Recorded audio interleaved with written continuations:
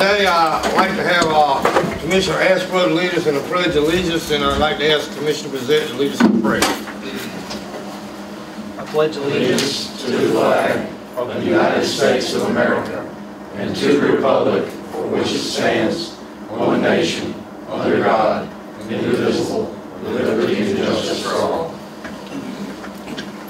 Heavenly Father, as we gather here tonight, help us to be ever mindful of you. Bless all in attendance here tonight. Bless this commission that we may make proper decisions in your eyes. Bless our staff. Bless our troops that protect us every day. Through Christ our Lord. Amen. Amen. May I call the meeting to order.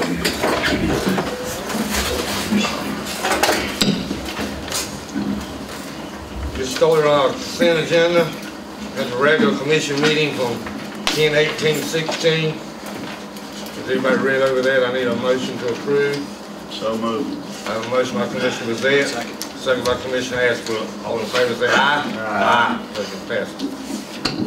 Port St. Joe redevelopment update.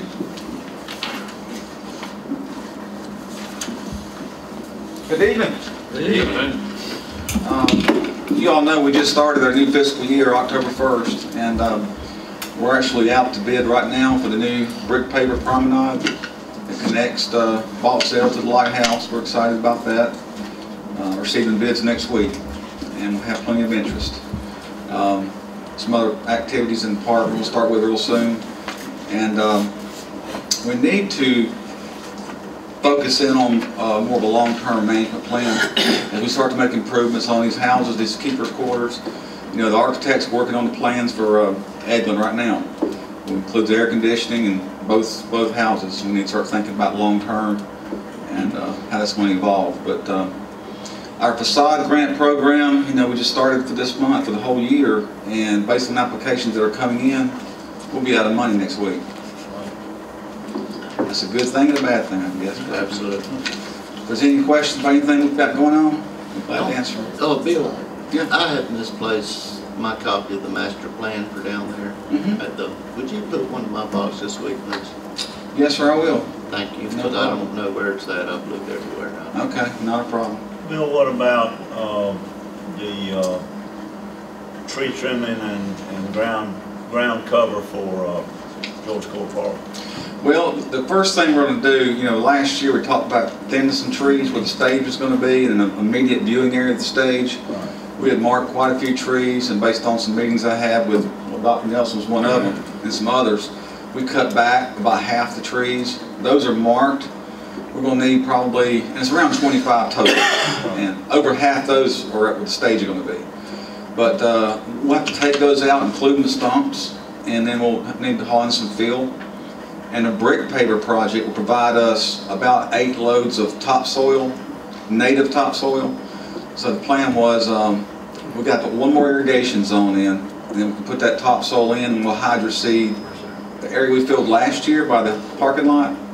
Yeah. We'll hydroseed that area and hydroseed all the affected areas of the tree removal.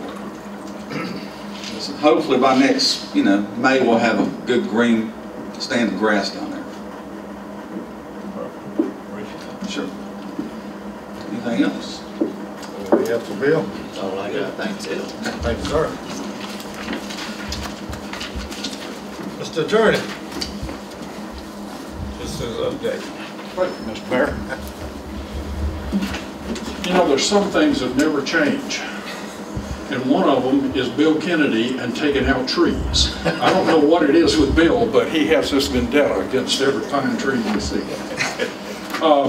Just a couple of things, Mr. Mayor. On the lagoon study, I talked with Tom. FDEP has indicated they will take the city off the funding list at their November meeting. So that should put that to rest. The next thing that he mentioned was we've had no further contact from Riley Davis, which was the attorney from Tallahassee. Okay. The next thing that was in the minutes was Mr. Gibson noting that it was time for him to step aside. And I'd like to address that for just a second. Okay.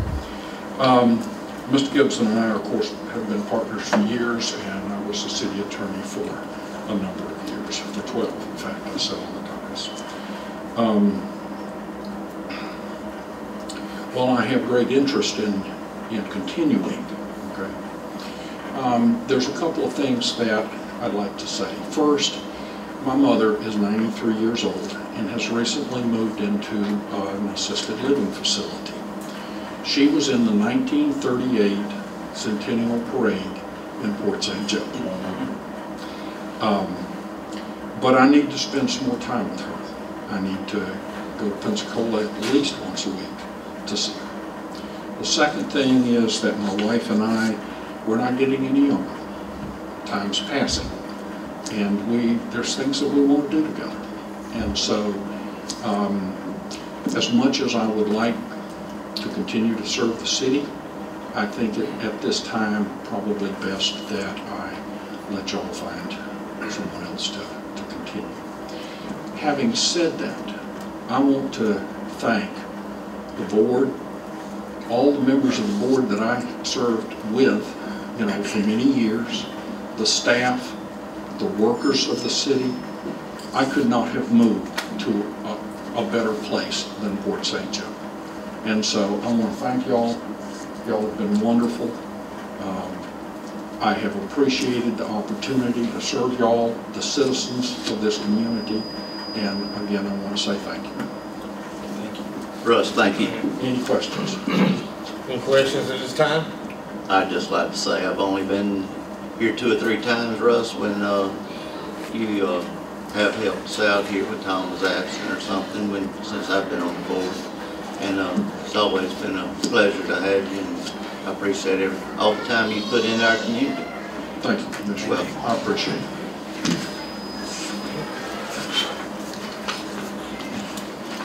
Mr. Jim. Yes, sir. The first item is the non-departmental funding. Mayor, at the last meeting, we did pass a resolution, enable us the ability to collect non-departmental funds. What we have tonight on page 4 is for your consideration on there, some language on it to start the process on our building.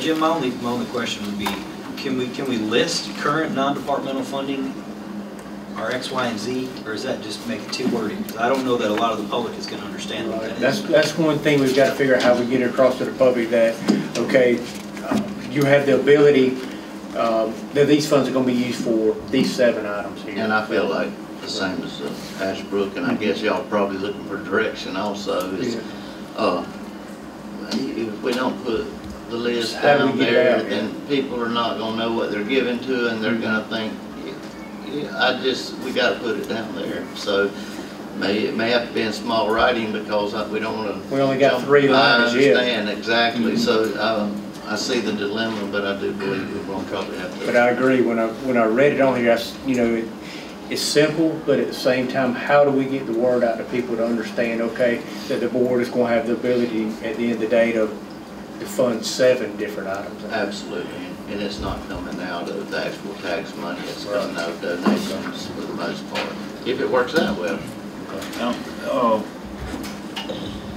The idea of, number one, I've been working with Jim and the staff for a little while on this, and what we're trying to do is make it easier so contribution can be coded correctly.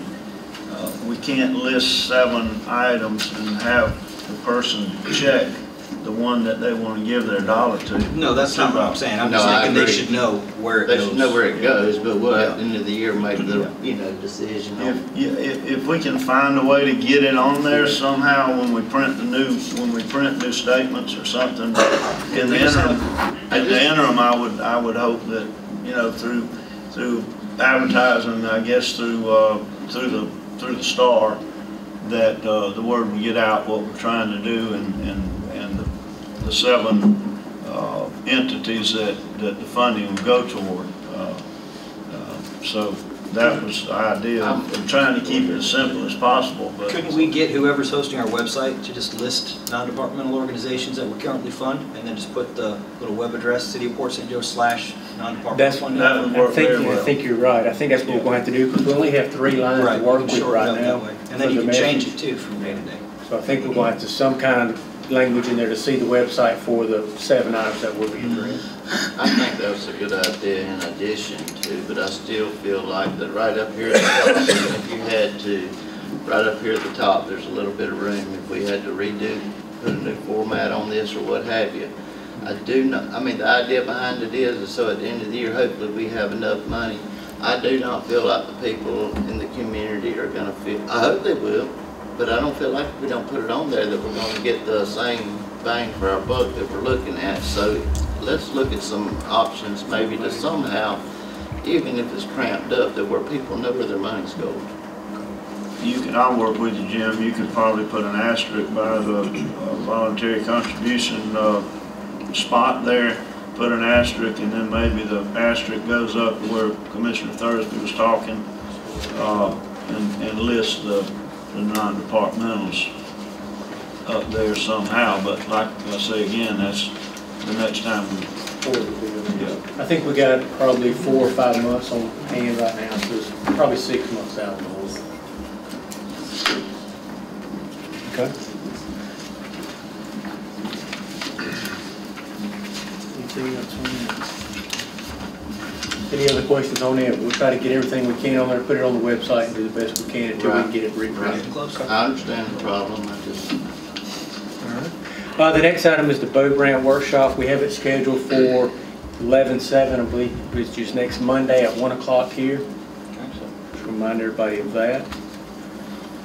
Also, we have a park dedication Friday in honor of Mr. Duda Parker. That's going to be Friday at 10 o'clock at the 16th Street Park. So we invite the public to come out to that.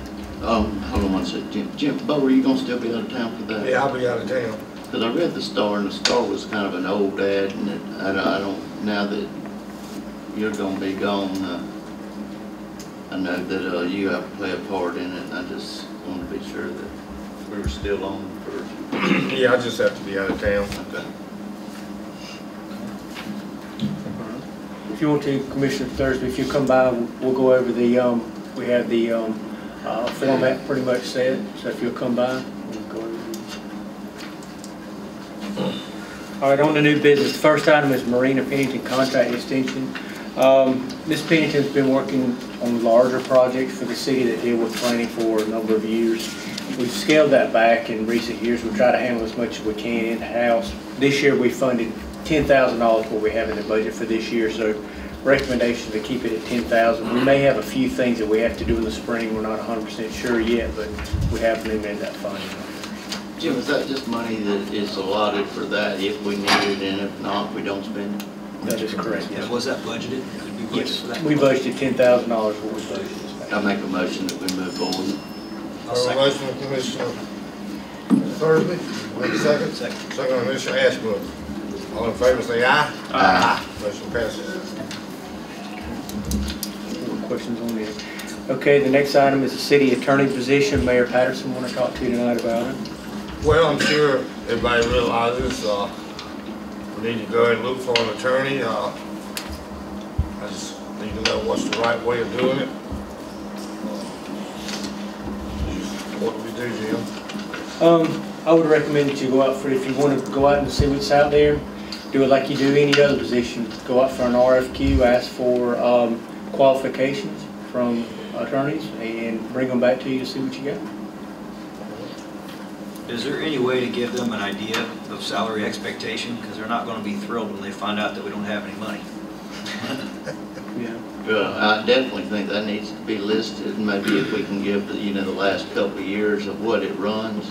Another thing is I'd like just to, and this is my opinion, this is not something I'm stating to you, is just encourage all local attorneys, because I like to shop at home. I want all local attorneys to know that we're going out for an RFQ. We'd like to see what you offer. I think we will need to talk about a salary range in that, even though if we did an RFQ, we could negotiate with one, but if it didn't work out, then we got to go start pretty much all over and go to the second one. So, Mr. Attorney, would you kind of elaborate on the way you think that might work the best? Generally, you're not hiring an attorney as an employee, okay? So salary is really not the way you want to go, okay? There are many ways that you can structure that with a retainer. Of course, our firm has always worked on an hourly basis with a small retainer, okay? I'm sure that they will talk to you about their expectations, and I'm sure they'll want part of their expenses covered and stuff like that. We can get with Mr. Anderson and discuss that with him so that we can put together a solicitation. You feel like just a straight RFQ is the way to go and then negotiate salary? That's correct. Okay. I guess they can look at previous budgets and see about what we paid in previous years. So. And then y'all could call them in however you want to do it and discuss this kind of options with them as to how you would structure that type of contract. So you think next meeting you'll bring a proposed RFQ back to us, or, I mean, December 31st will be here pretty soon. Yeah. Well, it's only 3 meetings away. Absolutely. So yes, I will get started on the day Saturday. Okay. The next item was the only item we added to the agenda is in reference to the Washington gym. Mayor Patterson want to talk to you about it tonight. Yeah, I'm sure the rest of you have heard that Workforce can't afford to keep the gym open during the month of November. They don't have any funds to pay things like light bill, things like that. But I'm concerned that this is the only place in the community over there that the kids have to go play. And if they shut down, especially during the holidays, Thanksgiving coming up, and I don't know how does it run now? I mean, even though they got leave it open at night, or? I talked to Miss Bodine today. She said that right now they're keeping it open 4 days a week for a couple hours, and they have been opening up on Saturdays and Sundays is what they've been doing. She wants to get together next week to look at some ideas. She said she hasn't fully went through the funding yet, and she don't want to make a decision right now as to how many days she can or can't keep it up until she looks at all the funding. But what she want to do is reach out to each of you next week after she goes back and looks at her budget, because she is concerned about the holidays and keeping it open for the kids and those type of things. So I did talk with her today, and I asked her about funding, because we are in our new budget cycle, if she wanted us to go ahead and fund the $15,000 that we budgeted. She said that money she would like to keep earmarked for the summer program, but she would like for us to allow for her to next week to go back and crunch some numbers and sit down with us to see exactly what she can or can't do. I'm fine with that. I'm also fine with working with them any way we can. So, and I agree with that 100%. I think a lot of what's happened is we've had a lot of stuff going on lately, and the bills have just outweighed their budget that they've gotten. But November, December is a crucial time for our children. They're out of school and everything, so we need to really take a hard look at what we can do to help, and not just us as commissioners and as a city, but as a community as a whole, because that light bill, they want their money. So that's all I have on that. One thing we need to look at too is we've had a lot of good organizations that have utilized the Centennial Building, the Washington Gym, and various buildings, and we've tried to waive those fees. At some point, we may have to consider trying to collect those fees to help offset some of these costs for utilities. And Mr. Davis, thank you he actually gave a charitable donation. I talked to Ms. Bodine, so thank you for we appreciate that, because that's what I was talking about when I said the community, because we have a lot of people out there in the community that if they just knew what we were up against, they would be like, no, don't lose that. Here, let me help. And that's what we need. We just need help with you. You don't have to give us any money, but let's give towards that. And you know what, most people, if they knew that it was gonna hinge on the idea that, you know, this place to be closed down for the kids from November and December, if we're asking for this for free or that for free, they wouldn't even ask. So I think a lot of it's gonna be just educating the people in the public, because I have always been against charging people. But one thing more I'm against is the idea of our children not having anywhere to go and play. And that's my thoughts on that. Just get with her and let us, you know, act on it as soon as possible. She said she was gonna try to reach out to each of you within the next Okay. week. The next item we have is a reference to the Duke Energy Payment Center. Commissioner Thursby want to talk to you tonight about it. Guys, we're in a situation just like we were a couple of years ago. Boutiques by the Bay was actually taking the power bills for everyone. They're no longer doing that.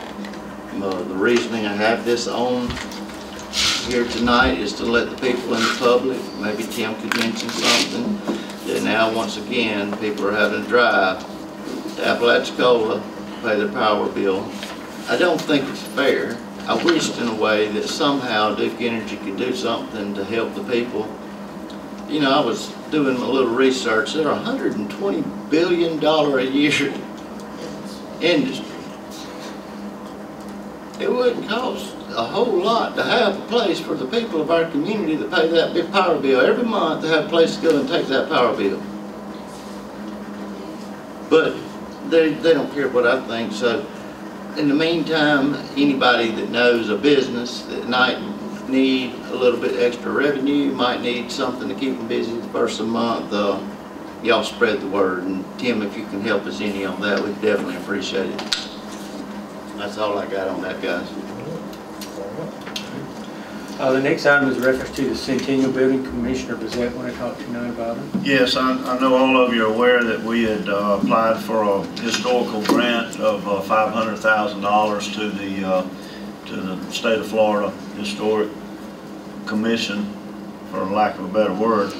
And they met the 13th, Ms. Pierce, 15th of October, 17th, somewhere in there. But anyway, somewhere around they listed 85 potential grant applications that might be eligible. Unfortunately, we were 44. We were right in the middle. That's going to be a tough stretch to get anything. I had a list of the applications that were quite a bit ahead of us, like in the top 20. Some of those, if you knew what they were, would really upset you, because it's pretty ridiculous. There's a lounge somewhere in South Florida that's an old lounge that got in the top 20, and I can just go on and on and on. I talked to our state representative about it. I fussed about it. I don't think we're going to get anywhere, but I let them know that I felt like probably more than half the commissioners sitting up there that's making these decisions didn't even know where the state of Florida Constitution was signed to start with. And so it's all politics, as we know, but we're going to have to look for more funds. I've got the list of items that our architect had to get the Centennial usable. I mean, it's usable, but get it really usable. And we might could scale that thing down if we did some of the work ourselves in the $200,000 to $250,000 range. We're still in that range, but you know, we might could make it happen. So I'd like for all of you to keep an open mind and talk to anyone you can that may be able to help us on the state level. But right now it may just fall right on us. So please keep that in mind. We do. I mean, the governor himself even said at one time he'd like to have a cabinet meeting here sometime. But he can't have it if he can't hear the guy sitting next to him talk. So you know, it's important. It really is. So let's keep thinking about it, working on it. All right. The last time we have under new business, the Waterfront Committee. Dr. Nelson want to talk to you tonight. No, come on up. We're going to all come up. All right, That's fine.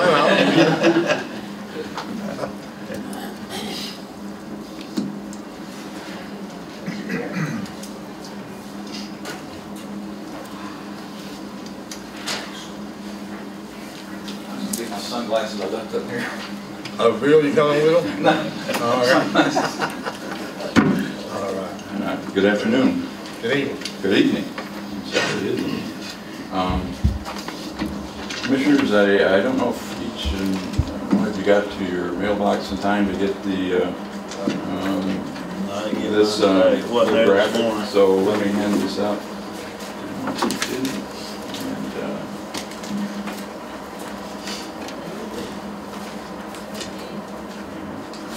Mr. Nelson, can we make sure Ms. Charlotte gets a copy of that as well? I will. For the record. Your names for the record, we know Ms. Ellison. Yeah, I'm sorry. I'm sorry. That protocol. I've not followed protocol. I am Tim Nelson, and Barbara Ells. Nelson, we represent a little committee we put together. We call the Waterfront Committee, and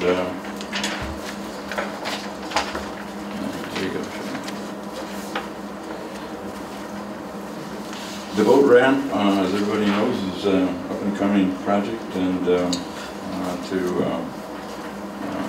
improve its basic structure and to add a lot more capability there in terms of the wooden landings that go on the inside of both of the jetties. And so the city has, because that's going to be kind of a showpiece, has started thinking about that adjacent piece of property that is between the TDC and the water, I guess, for the better. David, did you get this? Oh, you did get one of these? Oh, I'm sorry. I didn't hear. I thought you said you did get it. What about that, sir?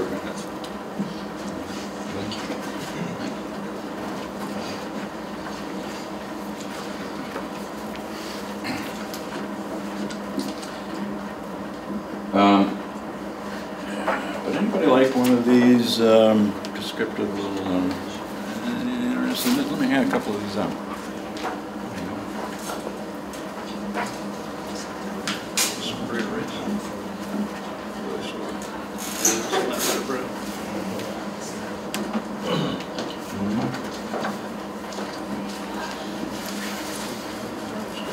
So the piece of property that lies, I guess, behind the TDC and between it and the water is right next to what's going to be our new boat ramp. And so the city has asked city workforce to start a bit of a cleanup project, vegetation, what have you. And so that's gone along a little ways, but hasn't gone a long way yet. And so we kind of came in and said, you know, can you all consider maybe not necessarily another way to go on this, but can you consider something that we've considered now that we're starting to think about this piece of property? And it's something that the Downtown Redevelopment Agency in their master plan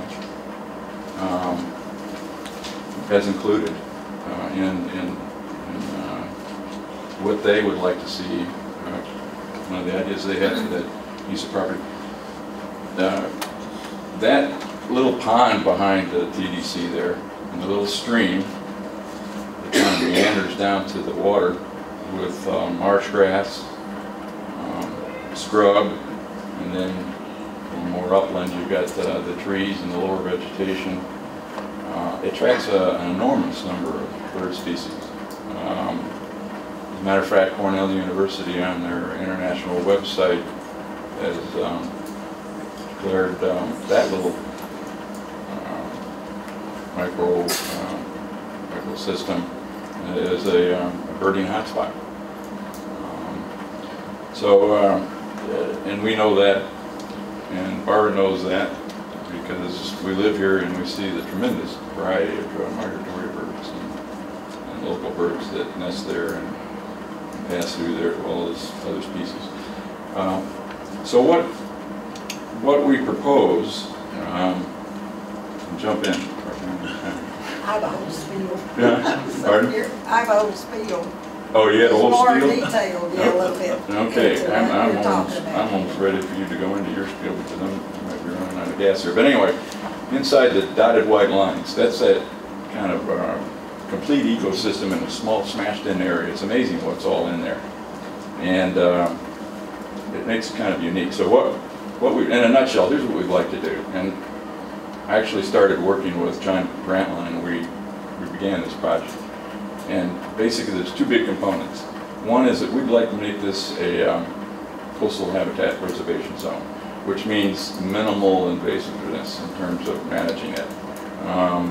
Just enough to make it comfortable for humans to get into that area, enjoy it safely, and be able to make observations. There are, there are ways of doing that are pretty much standard all over the world and in the country. And also another component to making this preservation zone, habitat zone, is number two is to make it a citizen volunteer-driven project. In other words, this project, citizens get down and dirty. They're doing the shovel, they're doing the planning, they're vested in this thing, they're doing the maintenance. It's kind of different than anything we've done before. But I've talked to a number of people who have come and taken a look at it.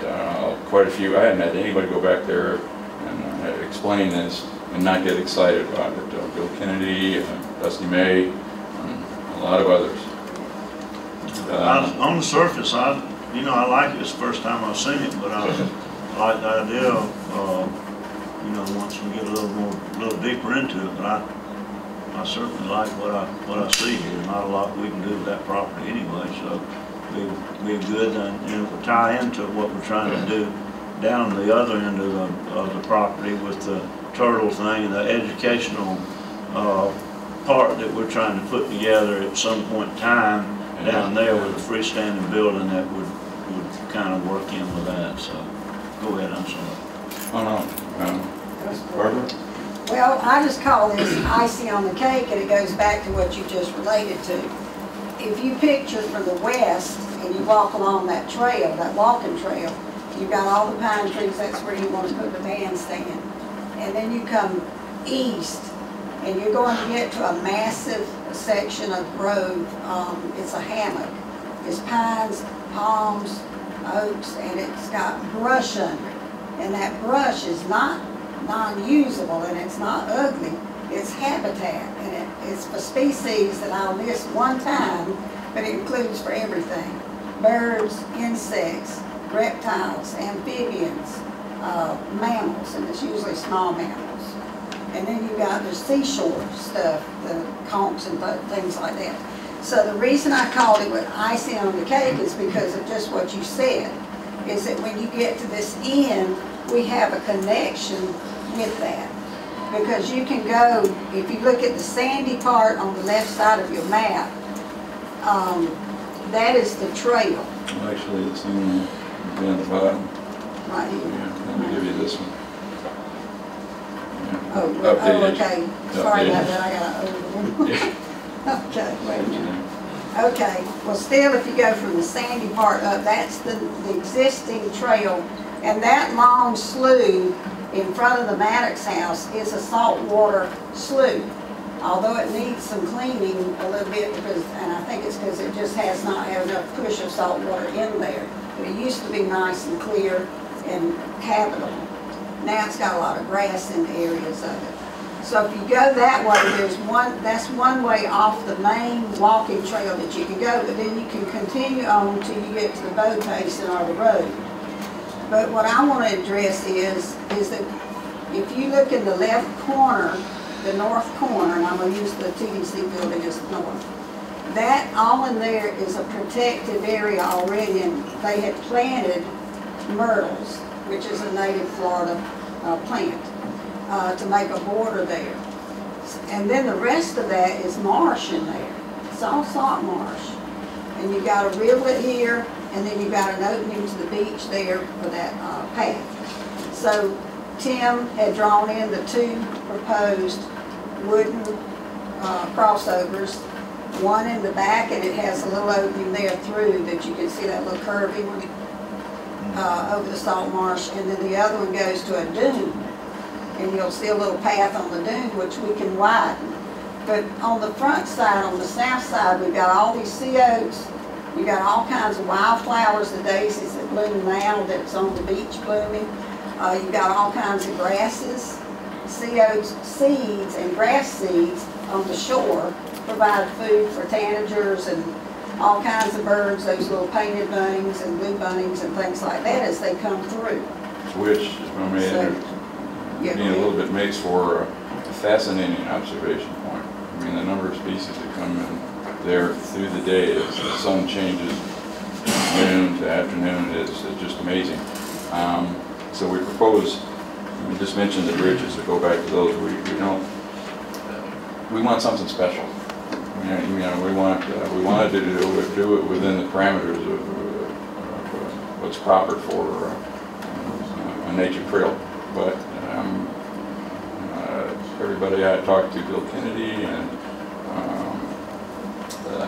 John Grantland, others, we say, you know what? Let's do something that's kind of outstanding.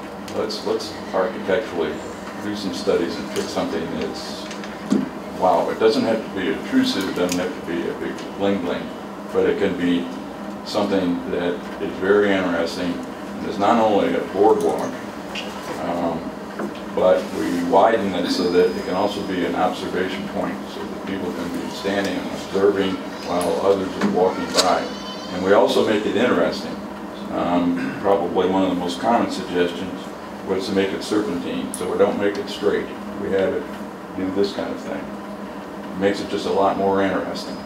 The other one, I see as being really different. I see that as possibly being coming up as high as we can, and coming over like this.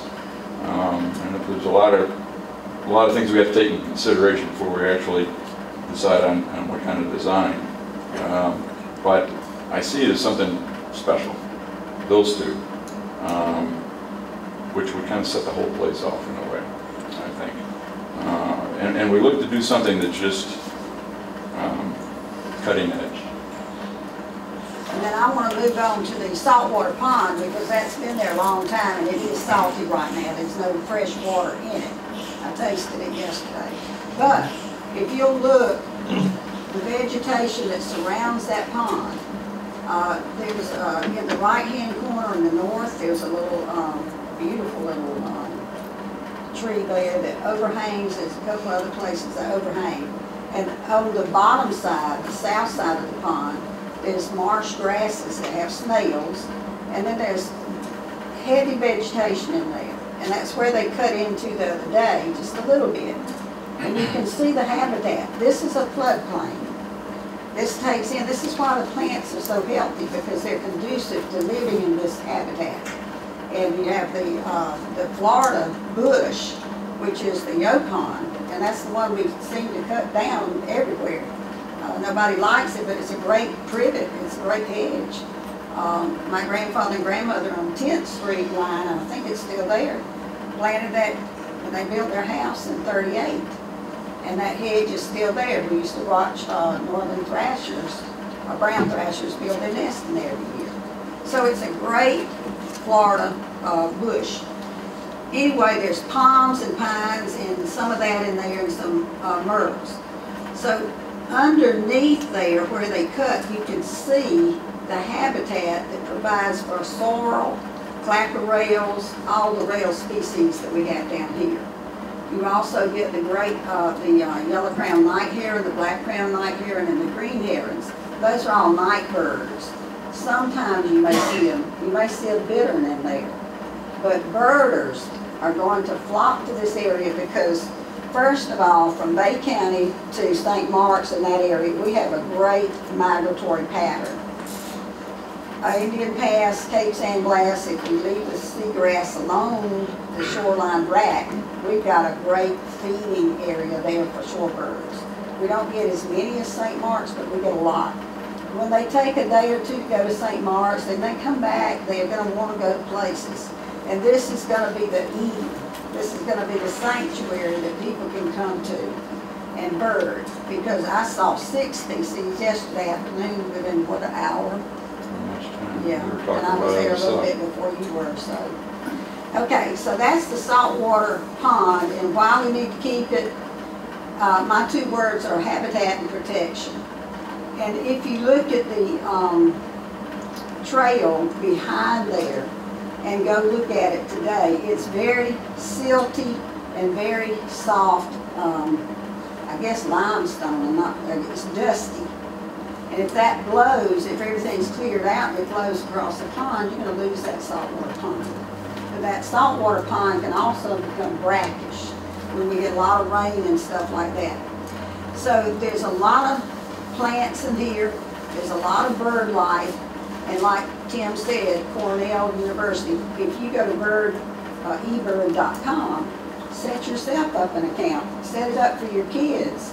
Take your kids to visit these places. I challenge that for everyone. Go and look at the birds and teach them. Give them a little pair of binoculars. Some won't like it, but some will remember in the future.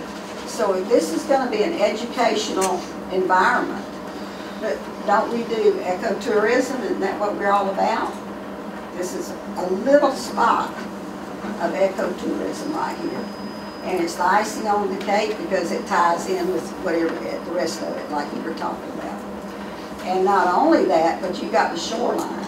The shoreline offers a lot. And there's going to be pelicans and, you know, all kinds of shorebirds out there. And these people are a big help too, the people that come in, or even the locals, because they call us, like if there's a bird with a hook in it or something like that, you know, we can tell them what to do with it, because we don't always have to be there, but we can tell you how to unhook the hook or something like that. Can, for lack of time, Ms. Els. Oh, sorry. Could we maybe work with Jim and see what needs to be done as far as, I guess we're cutting what we don't think we should be cutting, because we're cutting the underbrush that's for the wildlife and things like that, but. We'd like to leave it alone. Actually, no cutting. This is going to be a sanctuary for locals to go and eat lunch, to go sit where So what's one necessary component of this is that there's going to be these white lines here represent edges, and so the edges between vegetation and the habitat and human activity zone, and we create those by a tiering method, and we go so far in and we trim a certain amount down of the brush, and then we a few more feet, we do selective trimming, and beyond that we don't do anything ever. It just stays there, big tangled growth. So what a decision you're going to have to make is, because I know there's interest in clearing out underneath here so that there's some visibility through that. If we're going to do this, we can't do that. So it's an either or. It just comes right down to that. This is an either or deal. And let me, if I can add, this is also, it provides privacy, it makes a sanctuary for the people to go to. It keeps away the noise in the background, it keeps the humming away from wires, it keeps people's voices away from that area. So you have all this as a buffer, is what it actually is. Yeah, this was kind of my idea whenever I first come on board. I asked John to look into it for me, to basically go in there and open up that space, and so we could get some visual view, and also to be able to utilize that space in the future for kayak launch, as an addition for the new boat ramp improvements coming in. So this is kind of where it's stemmed to. I asked the board about a week or 2 weeks ago to vote on that, and we approved to go in there and do that. So I guess we just, I don't know, do we back up and take a look at it, or what, you know, what do y'all? This is where I'm at with it. I walked down with Mr. Nelson and John 100% fine with them going in there and cleaning and doing and that type of stuff. And working together, and for that to continue to work together. This, I'm not for any committee. The Port St. Joe Waterfront Committee, it can be something that's done on your own and y'all do it, but not recognized by the city. We have over 3,500 people in the city of Port St. Joe that elect us to make hard decisions. But anytime somebody has something that's close to their heart, I will work with you until the bitter end, and I'll do that now, Mr. Nelson. I'll walk down there, I'll trim with you, I'll do whatever it takes. But I've had 2 people show me displeasure over us cleaning out the underbrush down here. 2 people. Out of people out of the city of Port St. Joe. So I'm willing to work together. Let's all work together, take a deep breath, maybe let John and Mr. Nelson continue. But, and don't get me wrong, I feed birds, I buy bird seed every week, I love birds. I'm not trying to take away any of the habitat, but I also feel like that we can go in there and clean and not do too much under the direction of some people that do have some knowledge like these 2 people today. So that's where I stand. And I agree with everything that's been said. I think when we first started, you know, this wasn't our initial target area. We're there now, but we started out across the street from the Methodist Church, and I've had a lot more than 2 people, you know, compliment us on how nice it looks, and how it's opened up the scenery, and they just ask us to maintain it, please. I went out there today to take a look, and you know, I went out there thinking, oh my gosh, we trenched it all up, it looks terrible. No, it looks like it's been done respectfully to this point. A lot of the native grasses are untouched, and I think that, I'm not sure the underbrush that you're talking about that we need to hang on to, but I think that we could have the best of both worlds, and if we do work together, you know, we can still have a view of the water and still maintain some of that natural vegetation. And I'm with you. I think that we need to work together and try to get that to happen. I don't have a problem with, I mean, like I said, I kind of like the way it looks. And we rely on experts throughout the city all the time coming to us and advising us of different things from accounting to conservation. I'd like to say, I like the idea. I'd like, if you have good ideas like you've had, come to us or come to Jim, make recommendations, and we can work it out. I mean, I don't see a stumbling block here at all.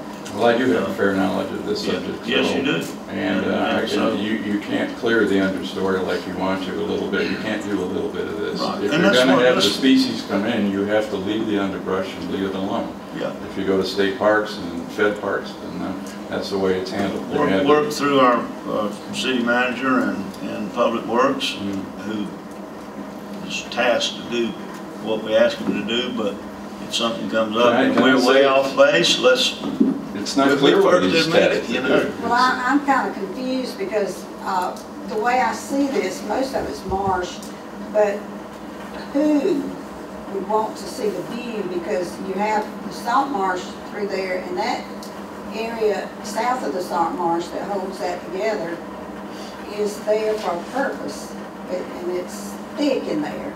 It has underbrush, which is yopon and myrtles and a few other native plants.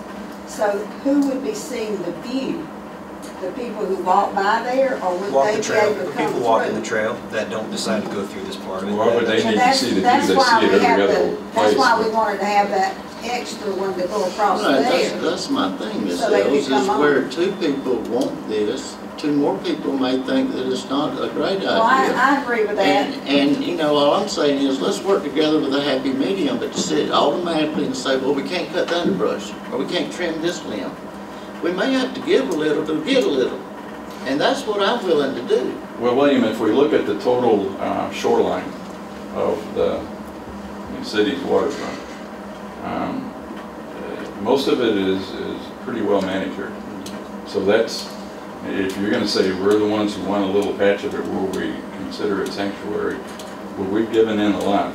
Most of it is just the way you want it, manicured so you can see right through it, there's nothing underneath it. This is the last little patch left. Now you gotta take this one too? I mean, how much do you want us to Can get? you fairly say that any of this cleaning that we've done before has been to the magnitude of this? If you go in there right now and look,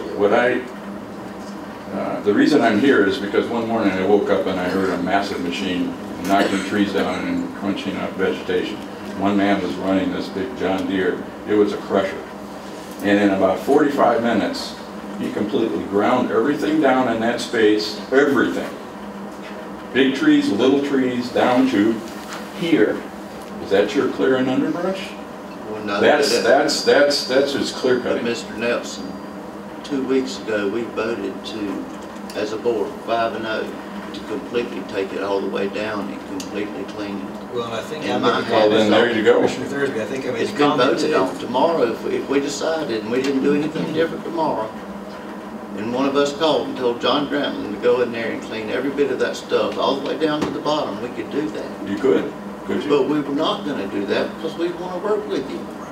Well, I don't have, But it's been voted on to already do it that way. but so I think that's we're hanging making- over the head then. You see, what you're saying is, anytime we want to drop this bomb on you, we will. Now, It's already been dropped.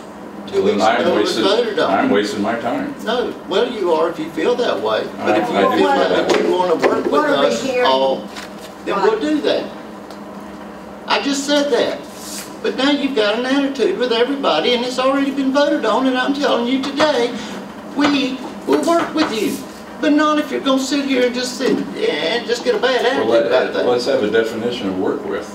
I mean, what does that mean? All right, well, just because you say this tree, there might not be cut, and 20 more people may. Well, We who want is it us that to goes listen to down there and you or not. decides this? We have a little committee for every tree? We were elected officials, 5 of us, by the people, by the majority of the people All of right. Port St. Joe. So what are you telling us, Bo? What? I'm saying let's all try to work together, just like we're saying. Let's get with Jim, get with John, see if we can come to some happy medium. If there's not a happy medium, maybe we need to have a workshop on it one day or something. But right now, I would like for y'all just to work with Jim and John and see what we can get done, and then let them report back to us what we can work out. But I think we want to do what's good for everybody. I do too, and I I'm just willing want to to do save that. this area. Just the example, the bank over there was clear cut all the way around. The great horned owls, the babies don't leave their family, their parents, until the fall, right now. When the parents get ready to nest again, the babies are pushed out. But in the meantime, and I have seen this already probably 3 or 4 times, they bring them from wherever, the pine tree is their habitat. They bring them from wherever they've been born, and they take them to the shoreline because they want to have them perch on branches or on the ground or whatever, because that's when I usually get a call, is they're on the ground.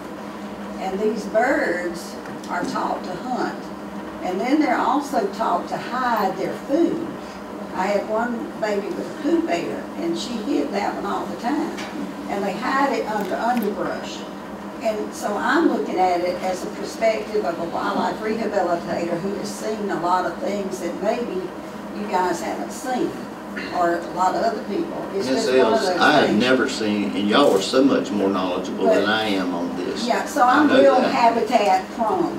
I'm real to keep the habitat in place so that we do have places like that for these birds too, because every great horned owl requires 25 square miles of pine tree habitat. And we're cutting pine trees all the time because we don't like to pick up pine cones. But, I mean, that's another story. But if you So- could, just Dr. Nelson, All right, get with so Jim some our more, plan and is, see what we can do, and are we'll try we to work going with to it. make the meeting, or you, or John? Who's going to call this meeting so that we can meet? We'll get together and try to go down the next couple of days and take a look at it. Well, I got one more question before we leave here, and I'm fine. I want everybody to work together. But it's not fair to that man sitting right there that has no direction. And it's not up to not one of us to make the direction to give him. It's up to us as a board to give John direction. So at one point, are we gonna settle and say, hey, this is what we're doing, this is not what we're gonna do. That's all I'm gonna say. And I think just a couple of meetings ago, maybe last meeting, one of us was talking about going back on our decisions and how we need to stick with them. And we did vote on that to clear. And like I said, I went out there and it looked like it was been done respectfully. It did not look like it was damaged. Now, there was some sand. I don't David, know if if you that ever was get there a chance to before. walk with me, I'll show you the area that's been ground down at the ditch. Well, I think it was in that area that the bridge, proposed bridge goes down onto. Right. Yeah, I was out there today. And I talked to the operator the day I went out there, and he stopped, and I said, well, how far are you supposed to go with this? He said, I'm supposed to do what I've done here, over the whole thing. I mean, It'd bottom be line like for a you guys, nuke bomb hit. I feel like I have two choices.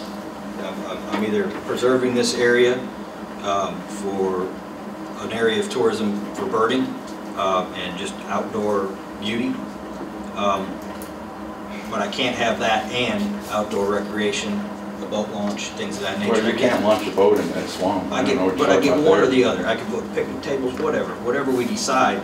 You know, it's got to be one or the other is what I'm gathering from here. We would add all that. In fact, Commissioner Lowry suggested a nice gazebo. And then we had thoughts about different people adopting, say, a 2x4 little plant, butterfly bushes and things like that to attract birds. If there's a way for us to all have what we want, plants. and if we do decide to do a kayak right at the edge of the riprap there, possibly that's the spot. It doesn't look like it interferes with this. Again, I do feel bad for staff because they have no direction at this point. And that's what I'm saying. Do we need to have a workshop? You know, and I'm busy and all y'all are busy. But do all of us all need to meet down there together so that we can all decide and bounce things off each other and go for it? Because Actually, that may be the give best John thing for some a meeting direction. there. And I mean, Look at what it. I'm saying Let us is get to that see when we can do a workshop. if work our that board out. decides to go this direction, A I'll support it. workshop at the premise. That's what I'm saying. That way we can Yeah, all be on the Sounds same good. You get it page. together. We'll get let us with know. Jim or we'll get something worked out. And All I don't want you leaving here thinking I'm not on your side. I am. But we got to do one or the other. And we've got to be able to, people tell me all the time, well, you can't please everybody. But you can try. Yeah. All right, we're gentlemen, clear thank you. right now. Appreciate you, yes, sir. So we're clear with staff for now, then we're not going to continue to cut. Not until we have a workshop. I don't see any I other way think around it. one thing John's been doing, it looks great, is removing that excess riprap. The county's actually been helping with that too. They had a Yeah. meeting Okay. and they're the ones that, Mark Confer and I worked together on that, so. It looks The good. timing was just impeccable how all that kind of came together. It's not a natural species. It's just all I'm saying is this is a group effort and a group decision, guys. And I don't want me getting pinned up down there saying, well, is it okay for me to trim this bush or is it not? No, we need to all go down there together and look at this stuff. If y'all want to move in that direction, we can leave it just like it is. I'm fine with that, but let's do it. And the way we do our voting, if it's a 3-2 vote, or if right now it's a 5-0 vote to clear it out unless somebody changes it. So right now, all I'm saying is it's not fair to John, it's not fair to you, Jim, to get tied in the middle of this without being given a clear picture of what we're doing. And that's all I'm saying. I've said all I'm going to say on that. Thank you. We'll get together with everybody and see when we can do it. I can't do it until later in the month. All right, That's all I have. that's all you got? All right, public work. Just real quick, Clay, are we going to talk about Garrison Avenue when you come up regarding the schedule and whatnot? So I don't have anything more. I'll hold what I have until Clay, presents his part. So those are some questions we can go over. Have any questions for John?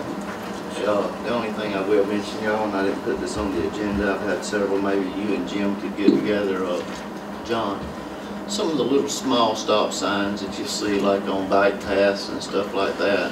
I've had a lot of people down in this area right here complain to me that bicyclists and golf carts, what have you, coming through and not even stopping and them almost getting hit. Can we maybe get a few stop signs to put up through the area of where, like Monica Drive, those roads right in there? On the multi-path? Yeah. right, the one right across the street. And I've only had people on this side of town, John mentioned it to me, so I don't know if there's a difference in the way it is, but I did tell them that I'd mentioned it. Y'all talk it over, look it over, see what you think. That's it. Well, surface water. Mr. Mayor, I don't really have anything for tonight, unless there's questions. Have they running all that? Yes, sir. Well, you said we had a power outage just a little bit. Well, they're fewer and far between now than they were, so they're about once every 2 weeks now. Still on for Friday, getting the bids in? Yes, we are. Sure. Good deal. Any other questions for Larry? Larry? Yeah. We're in our standard run mode, so we're getting effluent out the pond right now, so that's just normal stuff. The hiccups there, we've got a pump that we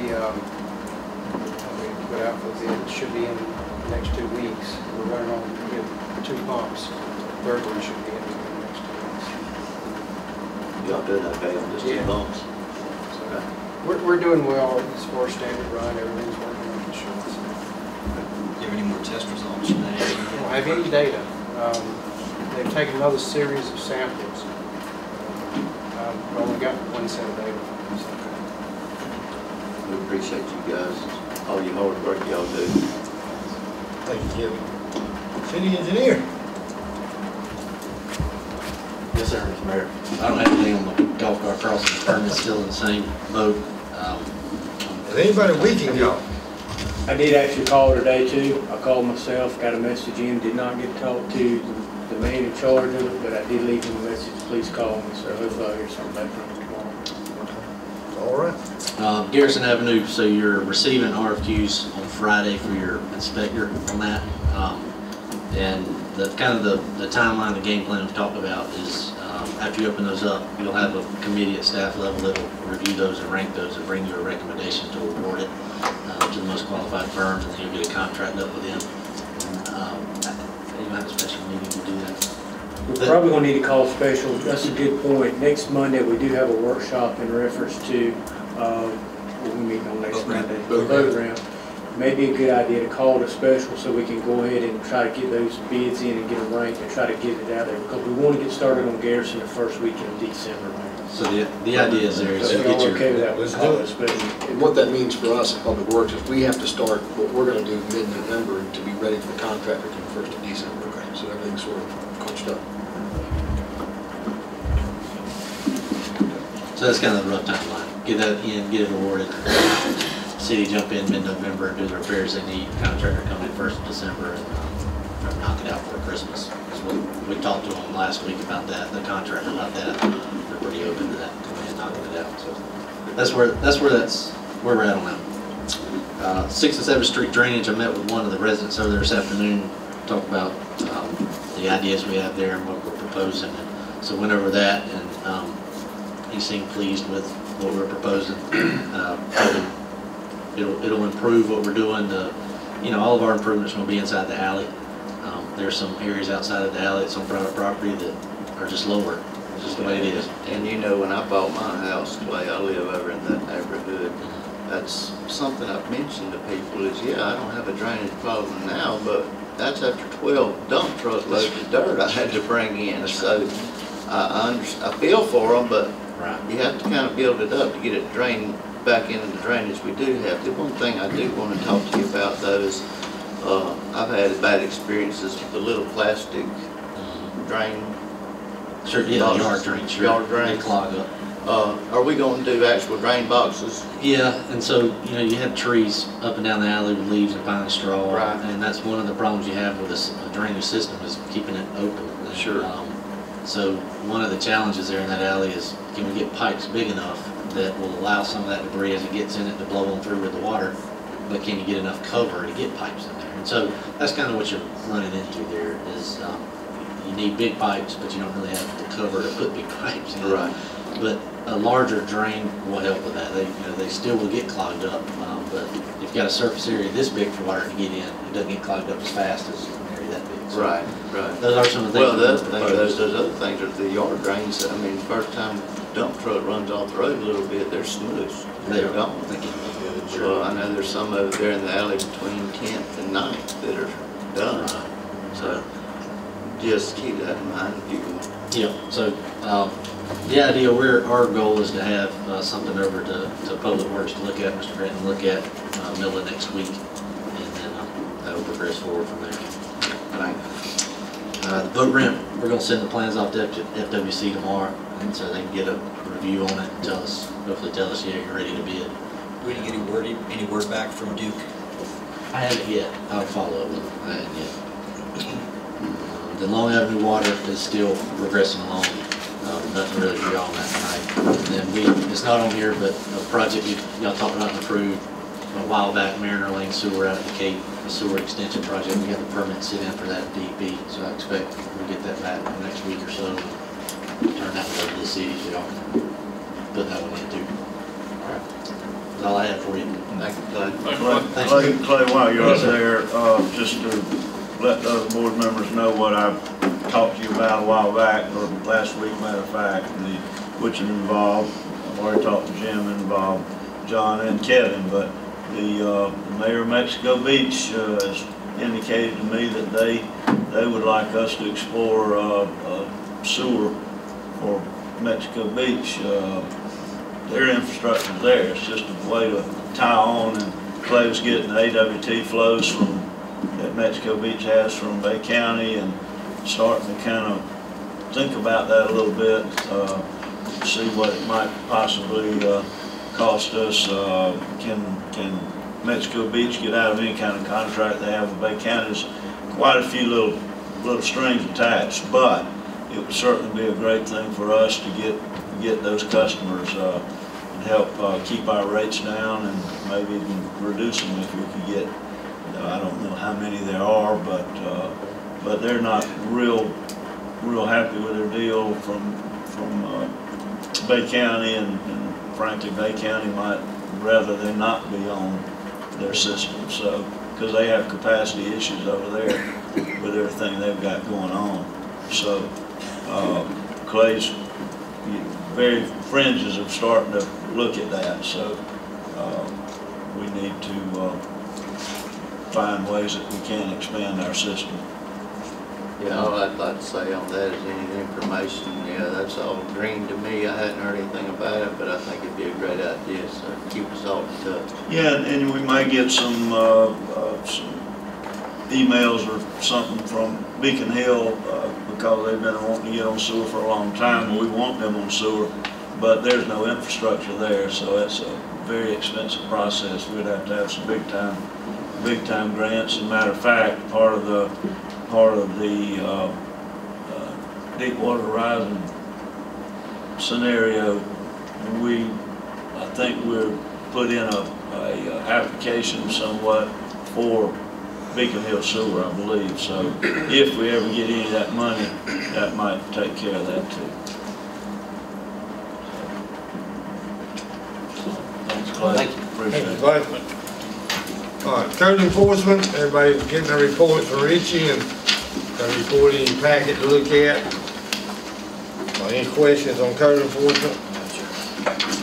Jim, where we at with that one property on Avenue C? Have we done anything? Over half of it's been completed. We did pick up probably 20 to 30 trash bags over by the road. There is still a little bit of work to be done to the trailer on the property, but it is looking much better there. We're almost staying on top of them, about getting things done. Yes, sir. All right, police department. Have anything tonight? No, sir. Per the chief, everything's nothing to update at this time or anything. If there's anything that y'all have, I'd be glad to take it back to them. Okay. Thank you, Dave. All right. Ms. City Clerk. Just wanted to speak to you, please, about Christmas on the Coast. It will be Saturday, December the 10th. I need each of you to agree to participate and be there and be in the parade. We have started receiving requests for information on it and are working towards that. Lineup will be by 5 o'clock. Judging will be from 5 to 5:45. The parade will move out at 6 o'clock. I'm on board. I'll get with you with the details. Thank you, sir. That it? Yes, sir. Just want to make a comment about Ghost on the Coast. I thought it went pretty good. Wow, yeah. Had a lot of competition, but we still had a lot of good many kids. I think everybody enjoyed it that participated. I think it was a real good thing. The city did a good job. Thanks to everybody that was involved. All right. Citizens be heard. Anybody wish to be heard? Come on up here, lady.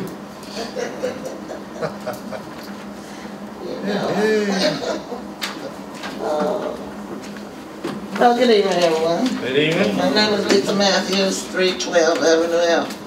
What I want to do is thank the police department for the excellent job that they did in securing the safety of our children for the Halloween. And they did an excellent job, and I want to say thank you. Thank you. I have one more. I would like to know, you know, the pipes that we were supposed to have on E, F, and G, is that project on hold, or where are we with that project? We're still waiting on some news, is my understanding, on that. But let this be known, we're gonna get that project done one way or another. We're still waiting on the. We're hoping grant people to let us know. We will get it done one way. They haven't knocked us out yet, so we still have a chance. Okay. So we're hoping that they come through, but if they don't come through, we've got other avenues we're gonna use. We're gonna get it fixed. All right, thank you. You guys have a good evening. Yes, ma'am, thank you. Anyone else? Come on up. Chester Davis, North St. Joe, PAC. Just want to make a couple of recommendations. First of all, I want to thank the city for allowing us to use the gym for the healing of the community. We didn't get as many people as we thought we would get out, but I also want to thank John Grattan for helping us set up. I wanted to make a couple of suggestions in that area about bringing in maybe some cultural events or something that we can use that gym for to actually draw some finance so it'll be able to help keep that gym open. A couple of years back, I did a Ross concert out there, and we did very well with that. And it was for the helping of one of the churches get some financing, and we did well. And I'm thinking maybe that there's some things that the city might be able to help us promote, to have some cultural events in that gym. It's big enough to hold some festivities or some things, projects that are going on. And then what we can do, not necessarily have a big charge, but do a collection. After we had to pay for the, well, actually it was a donation for the air conditioning to help that out. It went well. We had good air conditioning, people were comfortable with that. But after I thought about that, because everybody's hollering about this is our building, it's not their building right now. And so we need to do some things that will cause some cultural events to happen in that gym so that we can actually raise some finances to not only help the city but also help the workforce out there also. Because I know a lot of times when people get up and say, hey, why can't we use that building? Well, we can't use it because we're not paying the utilities or we're not under the contract, so it's open to the public like we think it is. So maybe we can come up with some ideas, have some events come in, and then we can either charge or actually, you know, I know you're a non-profit, you're not charging for those, but there's other programs that we can set up and draw some finance from. That'll be a blessing to the city and to that, because we love to keep it open for our children. Absolutely. Any help you can give us on that, we'll help you to adjust. All right, thank you. Anyone else? Anyone else in the public wish to be heard? All right, start with you, Mr. Bezette. All right. One thing tonight, I just have to say I'm disappointed at the end of our last fiscal year. About a year ago, we instituted a policy for our employees to get a free day off, and that was to help themselves, help the city to be healthier. We did not have one form turned in by anybody in the city, from City Hall to Public Works, wastewater, surface water, nobody. And I'm thoroughly disappointed in that. It's an avenue where you can not only help yourself, but you can help the whole city. We're willing to pay you full day's pay, have a flu shot, get a physical, really simple things. And we didn't have one person, not one person turn anything in. So I would like to challenge the department heads, the city manager, everybody that has any position in the city. I assume you have a meeting every week with your employees. Get that form back out. Encourage them to, you know, take stock in themselves. That's, I mean, every year at budget time, we're always talking about raises. Everybody wants a raise, including myself.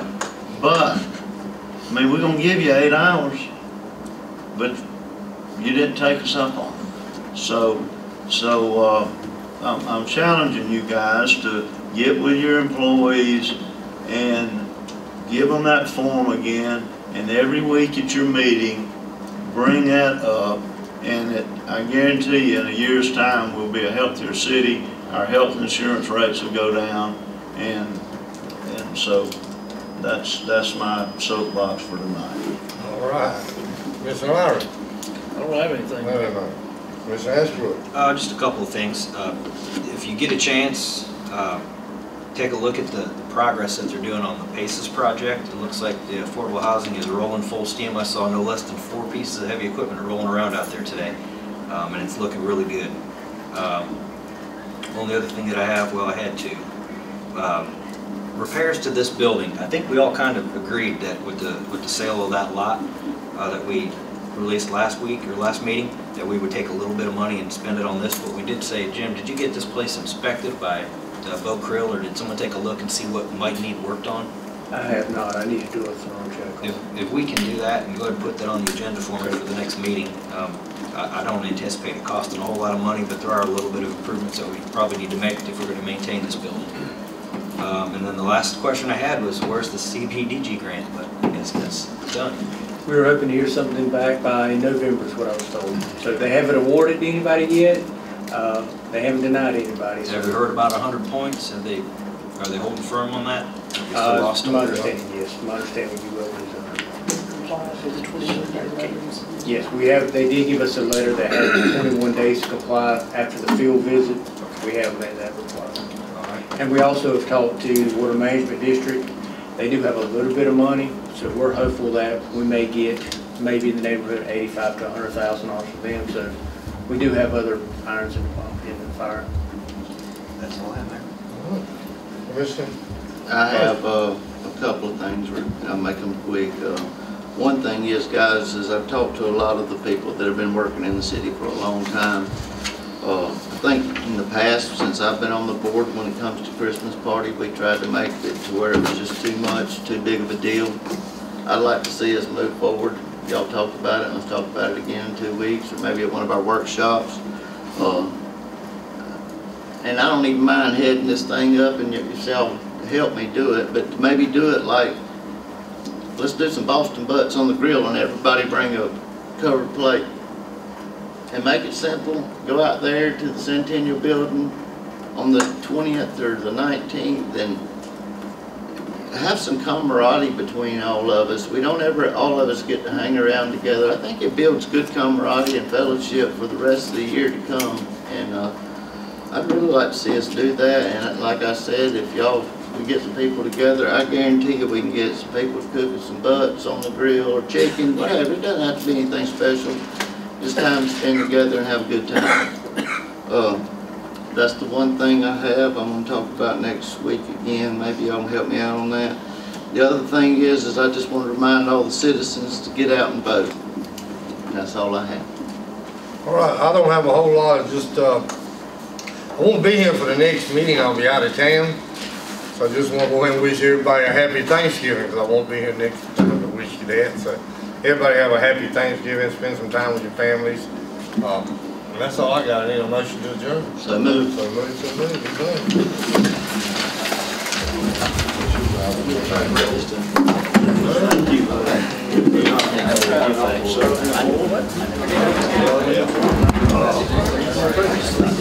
Thank you, sir.